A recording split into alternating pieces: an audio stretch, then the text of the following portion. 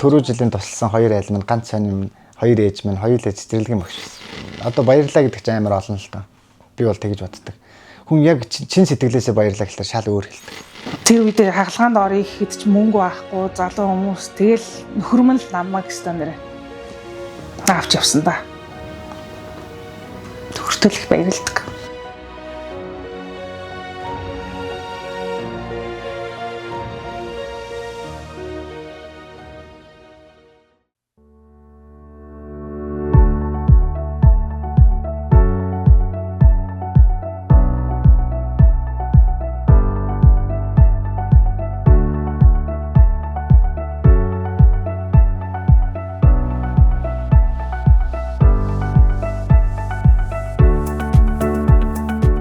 За сайн бацгаана уу. Намайг Наван дөрж амар дөрж гэдэг. Дөрвөн сайхан залуутай. Их нэртэйгээ хандлаа 22 жил болж байна. Тэм сайхан хуваараа бизнес эрхэлдэг гэр бүл байна. За сайн бацгаана уу. Намайг Мөх Цэцэг гэдэг. Одоо дөрвөн хүүтэй хантайгаа ингээд нэг жижигхэн бизнес эрхэлдэг. Энгийн нэг гэр бүл байна. Манай нөхөр бит хоёр 2003 онд анх танилцчихсан. 2006 онд нэг гэрт орсон. Тэгээд 2008 онд анхныхаа хүүг төрүүлсэн. Тэгээд дараа нь 2012 онд хоёр дахь хүүгээ төрүүлээд 2017 онд хоёр ихэр хүүгээ төрүүлээд ингээд дөрвөн сайхан хүүтэй болсон. Тэгээд анх танилцаад бит хоёр анхны нөхрийнхөө ажил дээр би хоол иддэг гэсэн. Манай нөхөр зочин бод зөөгч иддэг гэсэн аахгүй юу? Яг тэр үед тэгээд би бас ажиллаа тараад орой нөгөө ороод онгорхоо газар ганцхан зочид бод 24 цагийн хэссэн. Тэгээд орж хоол идсээр хагаад зөөгчтэйгээ танилцаад тэгээд явандаа суусан байт юм аа. Яг анх бол орж ирэхэд нь би надад их таалагдсан. За энэ хүүхнийг л авцсан да гэж бодсон. Тэгэл манай хүн чинь шинэ ногооны салаа захиална. Гэхдээ тэрийг зүгээр хэрчилтээр дөрүүлж ингээд нийслэл салаад жижиг юм шиг хэрччих гээл. Эхлээл орж ирэхгүй ихлээр би дуртай нарахгүй тоогоочоос бүр гуйгаал. Миний таньдаг хүн байгаамаа гэл анх танихгүй гэж тэгж хэлээл. Тэгэл сүүлдээ орой болгон орж ирэхэд нь би нөгөө хэрчилтээр нь ингээ гэрчүүлсэн. Тэгэл чиний салаад гарахад бэлэн одоо ингээд юу гаргаад өгье гэд. Тэгэж анхны бит хоёрын юу эхэлжсэн. Тэгэл явандаа танилцаал тэгэл орой болгон орж ирэхлээр татансаал. Тэгээ сүүлдээ өөрөө ирэхгүй хаалга руу хараад идэв болчих юм лээ. 10 цаг өнгөрөөл дэрнгүүт хаалга руу хараад өө биш байна гэл. Тэгэл ингэж айгуу гоё дурсамж эхэлчихсэн. Ааха манай нөхөр тэгээд бит хоёр чинь ингээд ажил хийж агаад нэг 500-аад мянган төгрөг цуглуулсан байсан юм аа. Тэр үед чинь хашаа аавна гэд 3 сая 500 таа байдаг гэсэн. Тэгээд хаач байсан гээ. Тэгээд ер нь тэгэл хоёулаа зүтгэж 800 мянган төгрөг болгоод тэгээд нэг гэр худалдаж авчихсан 5 амтай гэр.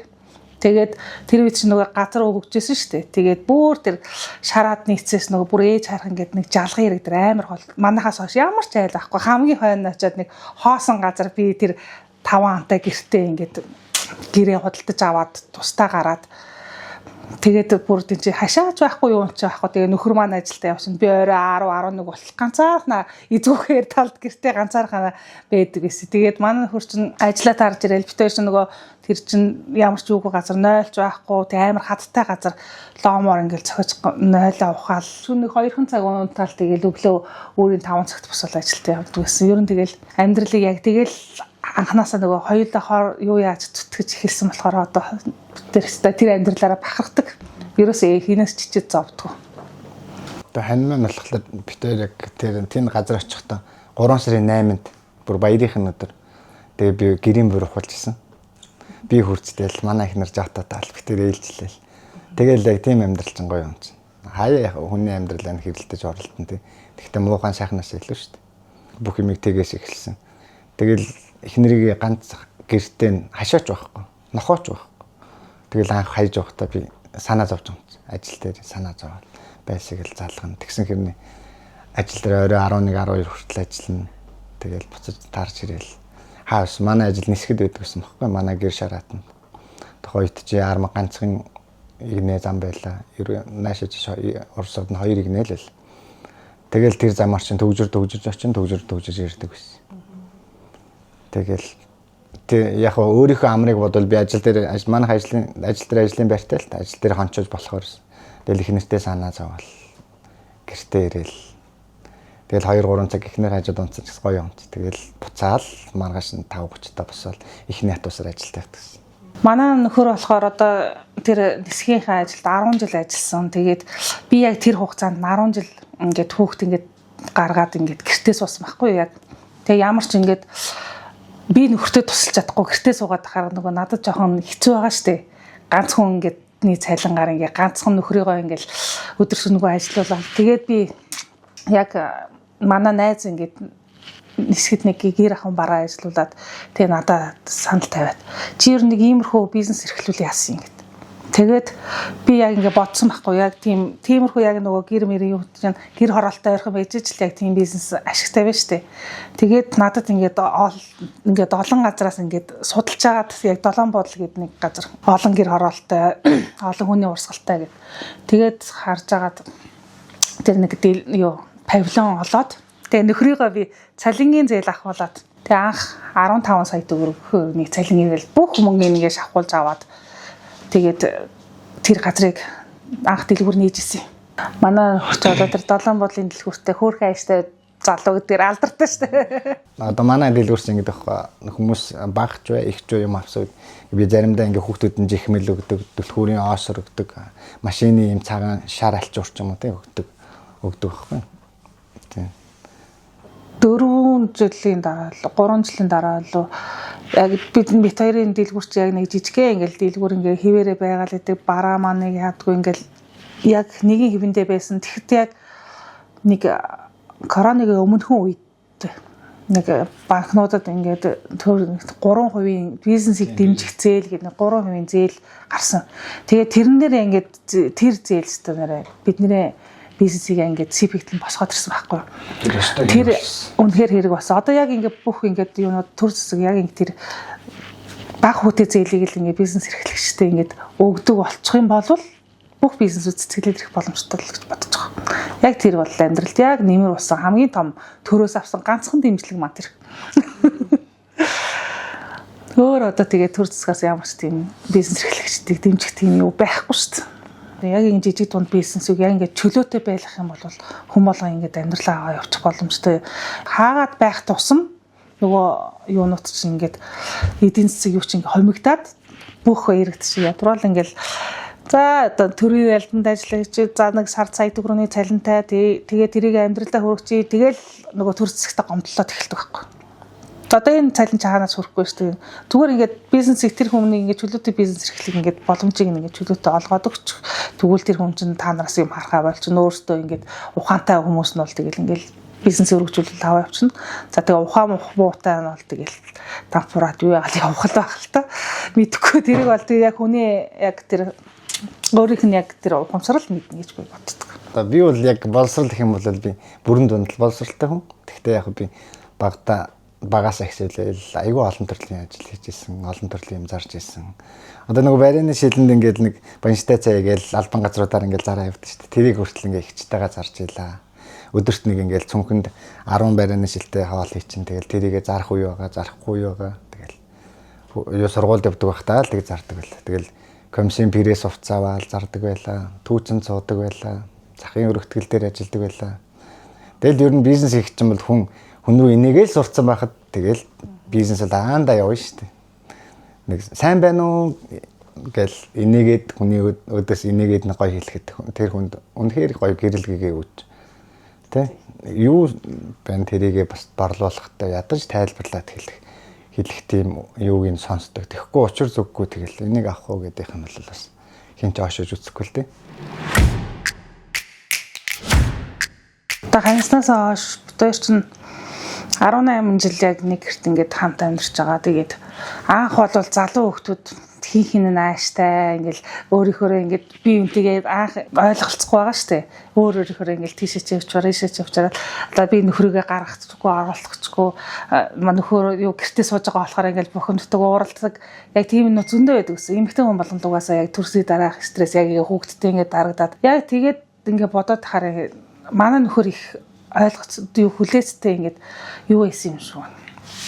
Их ойлгодог, намайг ингээд төвчдөг, тэсдэг. Тэгээд би болохоор яг ингээд залуу ингээд ааштай ууртай ингээд хүүхдтэй ингээд стресстэй л ингээд олон хүүхдээрээ би ядраад байна ингээл одоо нөхөртөө ингээ хамаа бухимдлаа гаргана шүү дээ. Тэгэл яг ингээл маргааш нь ингээл бит хоёр ингээл зүгээр ингээл инээгээл ингээ ярьж идэг гэсэн юм. Тэгээ одоо ингээд бодоод тахаараа нөхөр маань их хүлээстэй байж би тэгээд ер нь уур маань их амархан гарчдаг. Маргааш нь бүх юм мартсан ингээл инээгээл явж идэг гэсэн. Тэгээд дэлгүүрээ ажиллуулад хүнтэй харьцаад ингээд харилцаанд ороод ирэхээр стресс нь ингээд арилаад ингээд байхгүй болчтой юм лээ. Сүүлийн 10 жил ингээл би чинь бит хоёр чинь ингээл жоохон маргаантай байдаг гэсэн. Сүүлийн 8 жил одоо баг бит хоёр би нэг ингээ харахад л ойлгодог болсон. Тэгээ ер нь би нөхөртөө амар баярлдаг байхгүй. Яг ингээд бит хоёр чинь нэг гэрт ороод жилийн дараа л миний нүд яг ингээд харахаа болол жоохон ингээл сэтгэл санааны юу хэцүү байдалтай сурж ясан сургуулиасаа хүртэл гараад би ч урлаг гарч интерьер дизайн ангид орсон байсан. Тэгээд яг нүднээсээ олоод яг тийм юурын өдөр ингээд ажил хийж чадхаа болцсон болчихгүй юу. Тэгээд тэр үед хагалгаанд орё гэхэд ч мөнгө байхгүй залуу хүмүүс тэгэл нөхөрмөн л намайг стандараа авч явсан да. Төгөртөл их баярлдаг.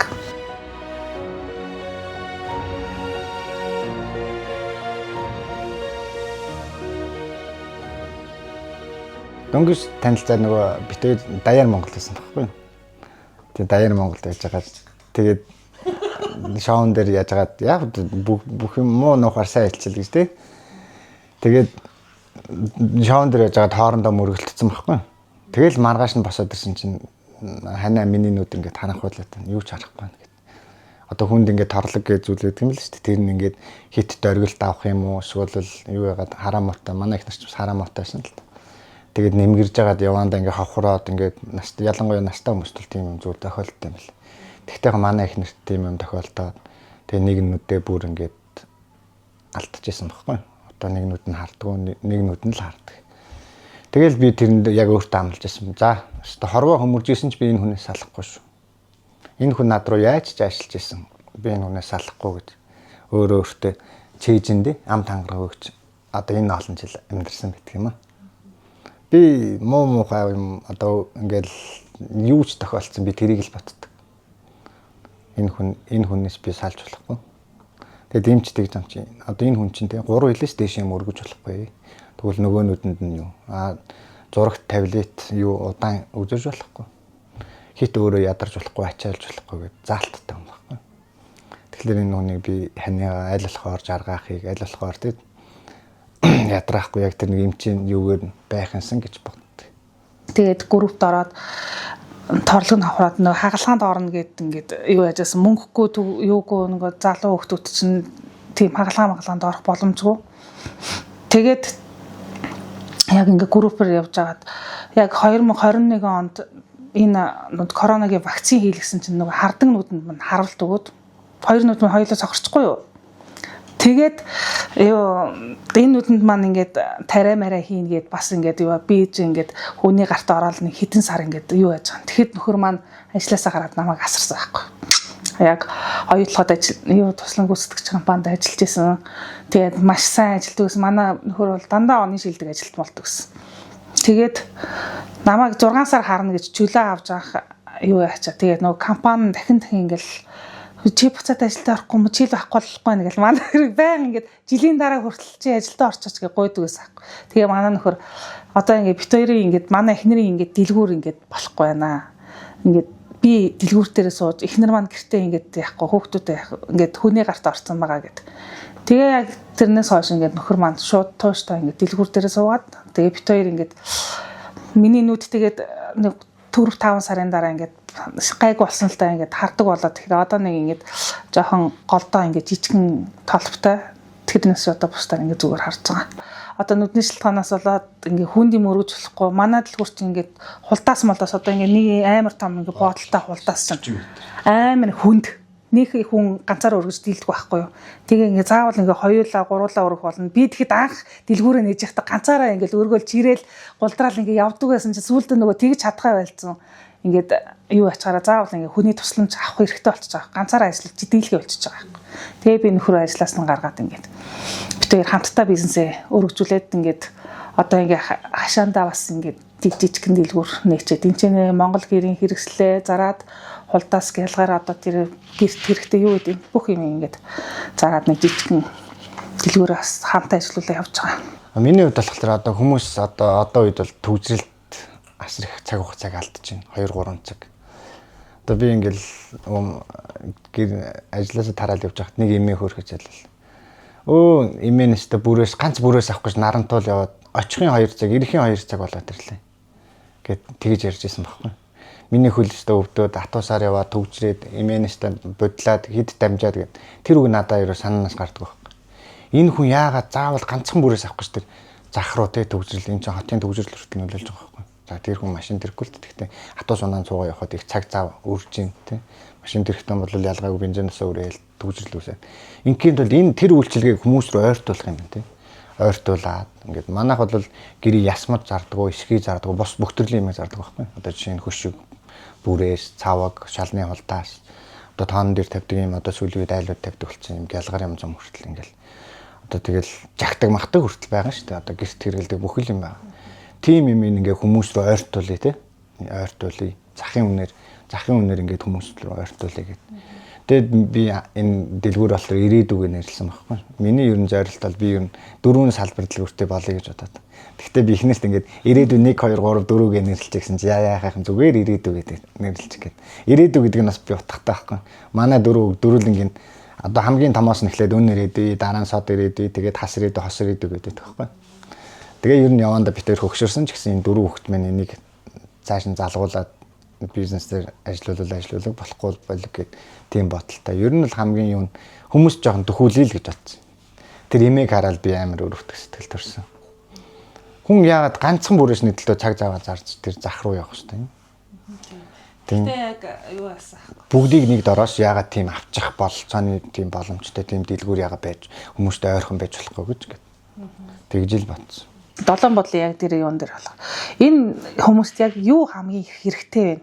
Яг тэрийг анх юу бас зөвхөн ингэ төмпөн сав тоогоо шаанаг заруулдаг чинь тэгэл хүн өдөр болгон тиймэрхүү махгүй, жил болгон тиймэрхүү махгүй, нэг төмпөн саваа нийлээ хэдэн жил хэрэгжилдэг тийм юм уу байгаа шүү дээ. Тэгэхээр энэ хүмүүст чинь яг хамгийн түрүүнд яг гэртэй айлууд их олон байгаа учраас Монгол гэрийнхэн бүрээс цааваг яг ингэ гэрийнх нь хэрэгтэй юмнуудыг авчирч өгье гэдэл. Тэгээд Монгол гэрийнхаа хэрэгслүүд ингээл аваад ирсэн хүмүүс бүр баярлал. Манайгийн дэлгүүр юу н ямар гоё дэлгүүр нэгтчихээ. Яасан гоё юм бэ? Яасан буянтай өгдөд вэ гээл. Анх яг тэгэл бүр яг тэгдэгсэн. Тэгэл хүн болго ингээл ирэл. Үе эднийх бүрээс зардаг гэл. Тэгээд анх бол бид нараа ингээд юунаас аваад ингээд одоо бол манай юунууд дандаа үйлдвэртэй гэрээтэй. Яг үйлдвэрийн хавнаар зарж байгаа. Ер нь захын манай дэлгүүр одоо 7 бодолтой ч гэсэн ер нь мэдхгүй байхгүй. Хамгийн хямдунаар зардаг, захынхаа үнээр зардаг. Ямар ч тийм юу нэмэгдэл байхгүй. Бид нар ёо өсчихсэн ч гэсэн 1000 төгрөг нэмэгтэй санаа зовдөг байхгүй. Одоо хулдаас л гэхэд ингээ 100000-аар зарж байгаа. Тэгэхэд чинь ёо ингээд одоо тэр үед чинь 480 байсан. Одоо тэгсэн чинь 540 мөч болцоод ингээд нэмэгдэшээд ах чинь бид нар ингээд 1000 төгрөг яг нэмэх шаардлагатай болчихж байгаа байхгүй. Тэгээ яг нэг намар нэг хэсэг ингээл ёон өсөөл карго өсөөл яасан чи яг тэр үед 1000 төгрөг нэмэх шаардлагатай болчихвол тэгэл сая нэг сард жоохон буусан чинь буцаад бид нар хасж байгаа байхгүй юу. Тэгэл яг тэрийг ингээ хүмүүс амар сайн мэддэг ойлгодог. Энэ үнүүд чинь ингээд нэмсэн ч гэсэн буцаад буулгадаг. Тэгэхээр одоо манай Монголын ихэнх бизнесүүд тийм болчиход шүү дээ. Каргоных нь буусан ч гэсэн буцаагаад нэмсэн бараагаа буулгадаг. Манайх буцаад буулгаад нэмүүл нэмэгдэл яг тэгээ явчихдаг. Яг тэгээд хамаг хямд үнээр нь л нийлүүлэе гэж яг тэгжил зориод одоо ажиллуулж байна да энэ дэлгүүр. Тэгээ олон хүн ер нь мэддэг болцсон байгаа. Тэгээд манай хурц их сайн хааштай хүн болгоны талархлыг хүлээгээл тэгэл нэг гоё үг өгдөө шүү дээ тий. Инээж чадахгүй бол дэлгүүр битээ ажиллуулаа гэж тий. Би аль болохоор хүмүүсийг тэгэл инээж ухтаал инээгээл баярлаа гээл гаргахыг боддог юм. Тэгэл орж ирсэн хүн орж ирэл зарим хүмүүс ингээл тэр олон бараа дотор юу хайгаад байгааг нь мэддэг шүү дээ. Та юу хайж гин юу яаж гин асуугаараа гэл тэгэл эхэлдэг байхгүй. Тэгэл тэнгуүтэл тийм юм гэл зарим хүмүүс чинь яг манад байгаа нь тэрийгэ буруу ойлгуулад байна. Буруу үгээр хэлээд буруу үнцгөөс нэ. Тэнгуүтэл за та энийг үзэх үү? Энэ таны хайгаад байгаа юм мөн үү биш үү гэлдэг.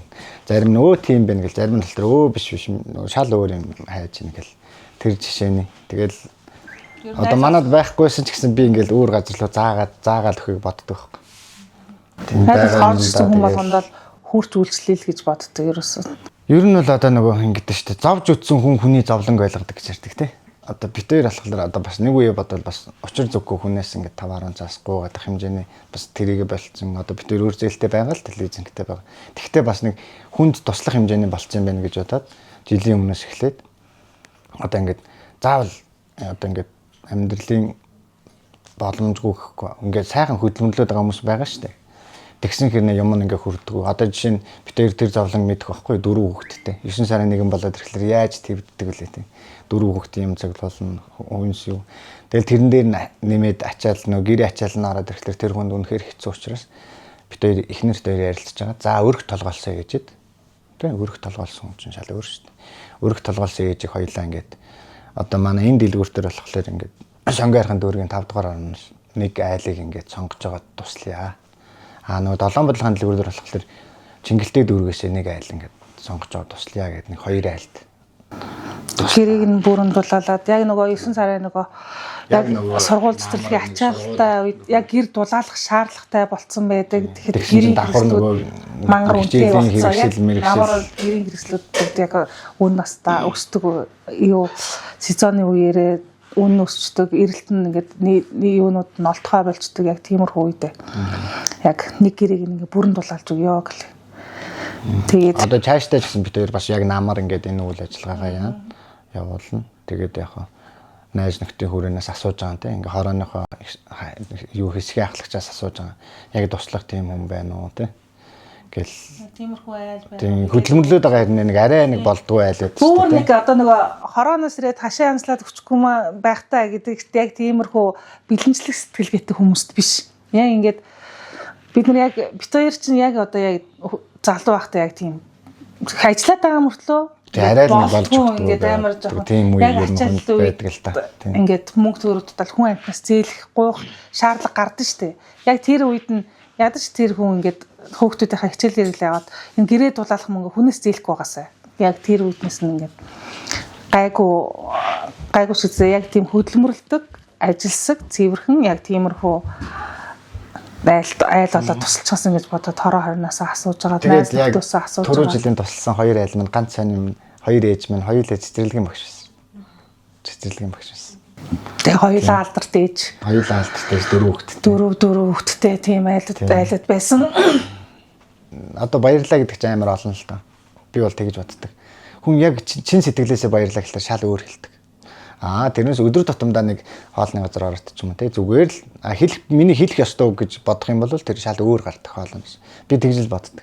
Тийм учраас би дэлгүүр дээр орж ирсэн жоохон хөвгт мөхтөд би хаяа гэл тэр хөвгт үнэхээр томоотой, үнэхээр соёлтой тийм байх юм бол би ингээд авж байгаа юмнасаа мөнгө хямдруулахгүйгээр аав ээжтэй битгий өгөөрэй гэж 5,000 төгрөг өгдөг байхгүй. Тэгэхэд тэр хөвгт үнэн сэтгэлээсээ баярлна. Би яг ганц нэг хүнд өгөөгүй. Би ер нь бол аль болохоор өхийг боддог. Яагаад гэвэл хүүхэд үнэн сэтгэлээсээ баярлаа гэж хэлдэг. Чи ямар лайхгүй байх бичлэгт орж байгаа. За дүү бэл чи тэр мангар гэдэг үгээ болтгоо л. Мангар тийм гэл.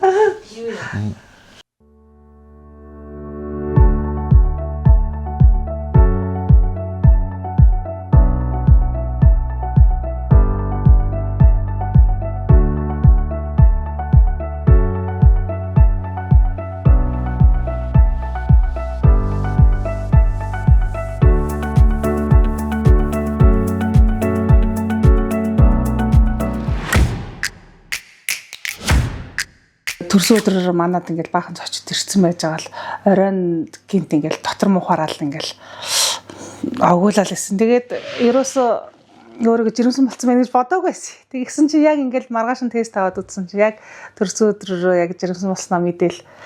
Тэгэл анхныхаа хүүхдийг 2008 онд үлгийдэж авчихсан. Тэгээд би чинь анхныхаа хүүхдийг төрүүлэхдээ бит хоёр нөгөө бас манай нөхөр чинь тэр нөгөө үйлдвэрийнхаа ингээд асгарсан цемент ментиг ингээд юу шуудаалж ингээд цуглуулж хамж ирэл бит хоёр өөртөө ингээд блок хийдэг гэсэн байхгүй юу. Тэгээд та өөртөөхөө байшинг өөртөөхөө хийсэн блокоор бариад тэгээд блокоор байшингаа ингээд бариад ингээд өрөөд ингээд яжсэн чинь би яг өглөө 9 цагаас эхлээл дуушаал өвдөд байгаа мөртлөө тэрийгээ мэдхгүй нөгөө блок зөөгөл ингээд нөгөө байшингийнхаа Тэр үеийнхэн нөхөрөө тийм болоод нөгөө дулаахан байлгах гэдэг үрцгийжсэн баг. Тэрийг нь манай хань ингээл үрцгийг хийгээл дээрээс нь ганжин шиг мотор чигжээл.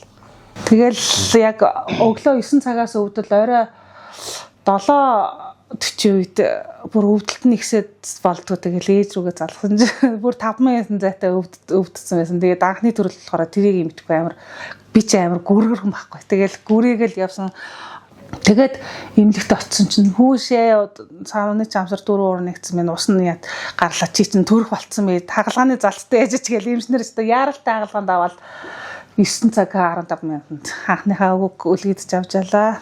Тэгээ дараа нь 2 дахь хүүгээ 2012 онд бас 1-р төрхөд төрүүлсэн. Харин дараа нь 2017 онд 2 хэрэг манай нөхөр нэг компаниас гараад нөгөө компанид орох хоорондоо нэг жил хэрэг ажиллахгүй байсан. Тэр хоорондоо Солонгос явж ажилласан байхгүй юу. Нэг 3 сарын визээр гардаг штэ. Тэгээд яг Солонгос явж ажиллал 11 сард явал яг цагаан сарын дараа цагаан сарыг яг өмнө нэрлөө. Тэгэл яг ирснийхэн дараа бит хоёр бас 3 сар дээрийн 6-нд яг ингээл жирүүсэн боллоо. Тэгээд яг хоёрыг хөвгтэй олсон байхгүй. Тэгээд анх нэг сар гарантай ахт нь ингээд дүүргийнхаа эмнэлэгт ингээл эхлээ очиод яхад харуулсан чинь их хоёр ихрээ нэхгүй юу. Тэгэхээр хөө ямар сайн юм бэ? Манад ихрээ удаан байдаг үлээ, танад байдаг үлээ гэсэн чинь. Хийнээс асуугаад ямар гоё юм бэ гэж. Хоёрын яг байдаг юм сарс. Тэгээд нөгөө эм чин ингээд зүрхний цохилтын ингээд хоёр бичээл ингээд за энэ хоёр гэ тэмдэглээ авчих юм. За сарын дараа ирж одоо тийм манай юун дээр хорооны хэсэг дээр ингээ хоёр их хэрэг дахиад нэмэгдлээ гээл.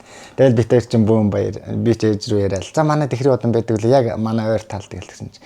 Өө тэр ахыг чинь тэр их чи чинь тэр гээл. Эхнэрээс асуувал танаа талд байдаг үлээгүй үлээ гээл.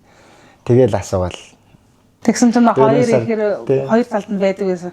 Тэгсэн чинь 2 сарын дараа нөгөө давтан нөгөө ми чин сар гарантай үзүүлсэн сайн харагдахгүй байна гэдэг ч бас тэгээ 2 сар ядаж 8-аас 10-ны дэлтэй болгочод ирээрээ ингээд 2 сарын дараа яг нөгөө эмчтэр бол нь очиж байгаа байхгүй юу. Тэгсэн чинь хүй нэг хүүхдээ штий. Би одоо юугаа бод биччихсэн ингээд нэг зүрхний цохилтын шууд ингээд дарчтیں۔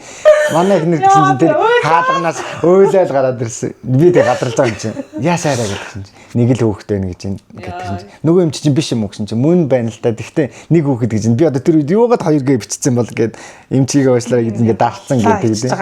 Тэгэнгүүт нь амар сэтгэл санаа хоосрол амар сонирн болол 2 гээл амар баярлцсан байжсэн. Тэгэл бид тэр чинь бараагаал нөгөө айгу баахан ойр татны баахан хүмүүстэй хэлсэн байсан. Бүгднөр нь уцтаал өө нэг хүүхэд гинэ гэж. Тийм тэгээд нэг хүүхэд гээл би бүр тэгээ заа тэгээд нэг л хүүхэд юм чинь гээд. Тэгээд баярлцсан. Дахиж эмчэд үзүүлээ тэгээд төртлөн.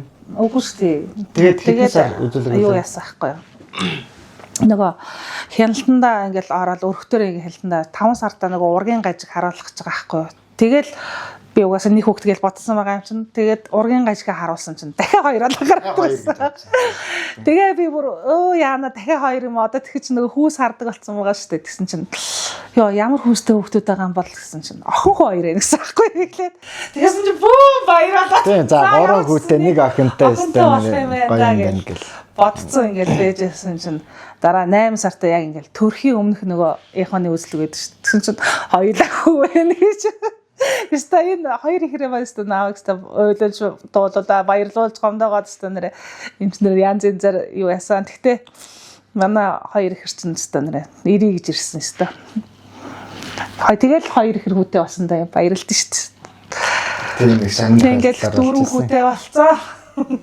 Хоёр ихэр хүүхэд чинь ер нь тэг хоолгонд хэрэглээ бүх юм ингээ даблдаад асаргаан хүртэл ингээ даблдчихдаг амар тийм юу байсан. Тэгээд манай нөхөр чинь ингээд ээлжийн ажилд болоо явцсан. 14 хоног яваад 14 хоног амардаг.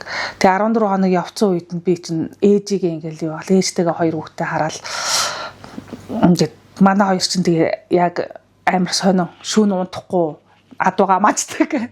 Тэгээд ээлжилж хоолдог. Нэг нь ингээ унтад хоолоо идээд ингээд унтаад сэрэнгүүт нь нөгөөт нь ингээд зөрөөс ирчдэг. Тэгэл хэвээр байнга хоёулын ингээл тэрэл ингээл ээлжлэл нэгийг тэрж авч дуусаал нөгөөтг нь ахиж авч тэрэл яг ингээл яг ийм л байдалтай ингээл баг нэ ой хүртэл нь яг тэгж явсан. Тэгээд би чинь нөгөө хийсвэрээр төрдөг. Тэгээд юу болохоор жоохон хөхний сүүм муутай хоёр ихэр хүүхдээ нөгөө цатгаж чадахгүй. Тэгээд дандаа нөгөө тижэл нэмэлт тижээлтэй хүүхдтэйгээ тэгэл бит хоёр чинь нэг хүний цалингаараа ингээл ягаал тижээлэнд амар их мөнгө явна. Тэгээд сүүлдээ бүр үнэний сүүнд оруулаад тэгэл яаж иж байгаа л хоёр хүүхдээ ингээл юу яасан. Тэгтээ яг эхний 2 3 жил жоохон хэцүү санагдчихсэн.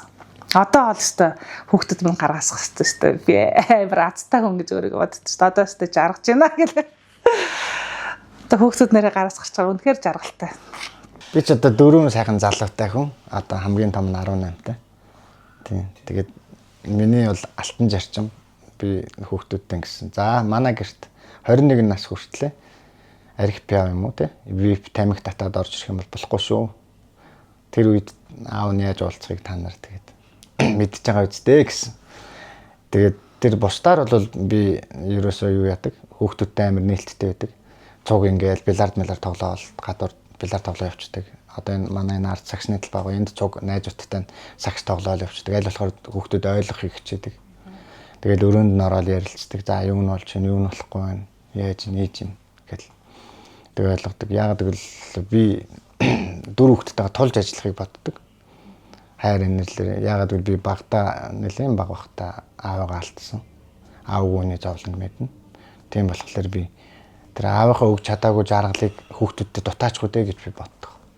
Тийм учраас ингээд аль болохоор сайн сайхныг хүүхдүүдтэй өгөх юмсан юмар дутаахгүй байх юмсан. Тэгтээ тэглээгээд нэг буруу задраад буруу хүмүүжээд ингээд битгий явчаасай. Хүнийг хүндэлдэг, хүнийг ойлгодог тийм байгаас л гэж боддог. Тэгэхэд тэр хүүхэд аанда манай хүүхэд өөрөө заавал би ийм юм сурмаар байна гэтэл би дэхий хүндлэн өөр юм заагаад байвал энэ хүүхдийн сэтгэл хоёрд шүү дээ. Нөгөө зорьсон зорилгодоо талд нь хүрнэ, талд нь хүрэхгүй гэсэн.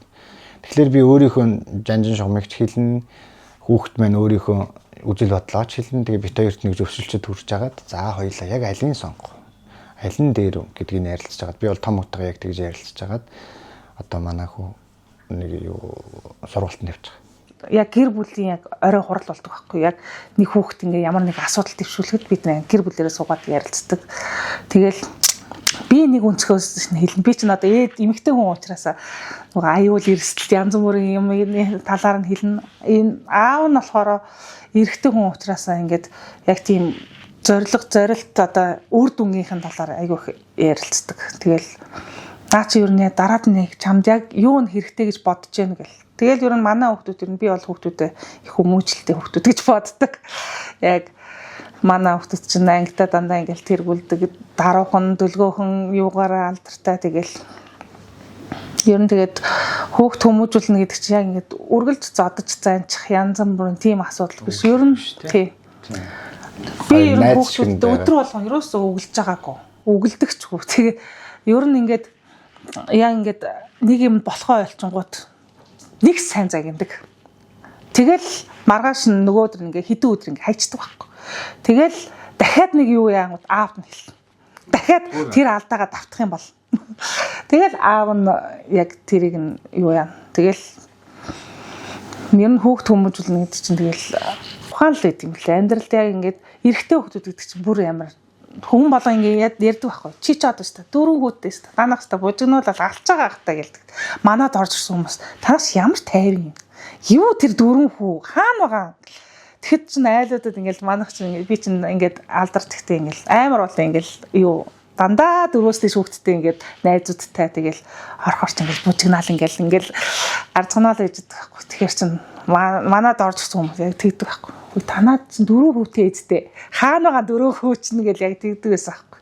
Тэгэхээр яг ингээд тэр чинь гэр бүлийн хүмүүс л яг тэгээд өөрсдийнх нь ингээд яс суртахуунд нь ингээд багаас нь ингээд ухамсарлуулаад ойлгох болцсон. Тэгмэл хүмүүс асуудаг шүү дээ. Ингээд танах охингүй юм биш дээ. Одоо нэг охин гаргачихвал гэдэг. Манай надаа бүр жоохон баг өнгөрөөс өмнө хэлчихсэн байхгүй.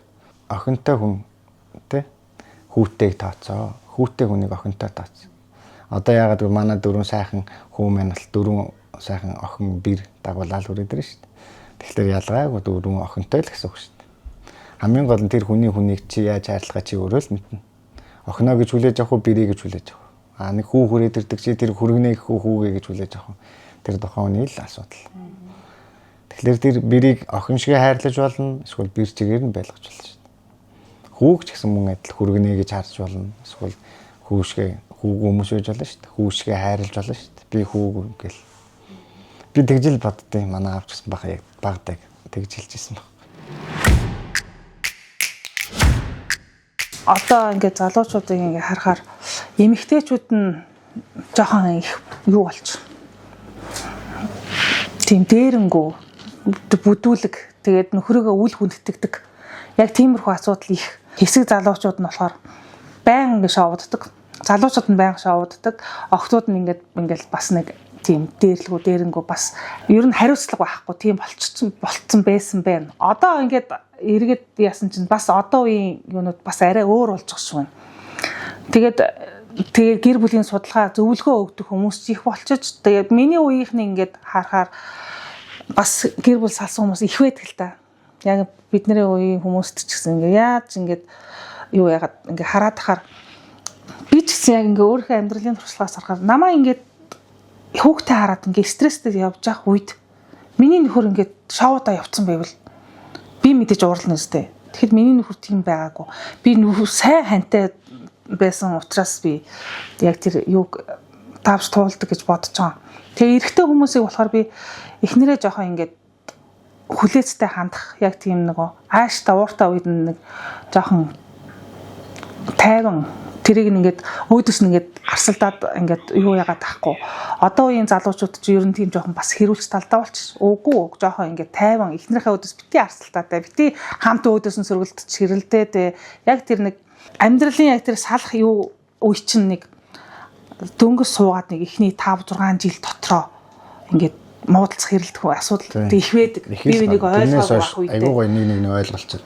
За тэгээд нэг жоохон тисч нэг ганц 2хан жил тисээд ингээд нэг 7 8 9 жил ингээд яхаар за тэгээд би бинийг ойлгодог болчихно. Тэгээд тэрнээс хойш бол тэгээд бүр ингээд дасаад энэ хүнгүүгээр амьдрч чадахгүй ингээд амьдрал чинь угаасаа тэр хүн би бинийг яг ингээд хамааралтай болчихдог байхгүй. Тэгэхээр тэрнээс хойш бол гэр бүл сална гэсэн ойлголт бараг байхгүй болчихно гэж би ойлгож байгаа. Яг ингээ эхний хэдхэн жилдээ ингээд жоохон би бинийгээ ингээд стресстэй байх үед нь жоохон ойлгоод хүлээгээд авчаач. Тэгээд эрчүүдтэй бас санаж хэлэхэд эмэгтэй хүн чинь бас төрсний дараа ингээд жоохон яг тийм үү гормоны өөрчлөлт болсон жоохон ааштай болчихд юм аа. Яг тэр үед нь жоохон тисчээрээ гэх.